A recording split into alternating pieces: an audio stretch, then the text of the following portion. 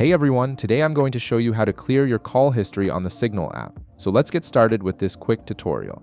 First, open the Signal app on your mobile device and log into your account if you haven't already. Once you're in, you'll see several tabs at the bottom of your screen. Go ahead and tap on Calls. This will take you to a list of all your recent Signal calls, including incoming, outgoing, and missed calls. Now direct your attention to the upper right corner of your screen. You'll notice an icon with 3 dotted lines. Tap on it to reveal additional options. This menu gives you access to various call-related settings and actions that you can perform within the Signal app. From the menu that appears, tap on Clear Call History. This option is specifically designed to remove all records of your past calls from the Signal app. It's a useful feature if you want to maintain privacy or simply keep your call log clean and organized.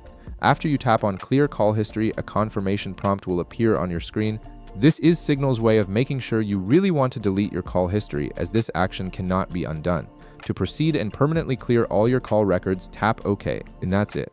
You've successfully cleared your call history on the Signal app, removing all traces of your previous calls from the application. If this video helped you out, be sure to leave a like, subscribe, and I'll see you in the next one.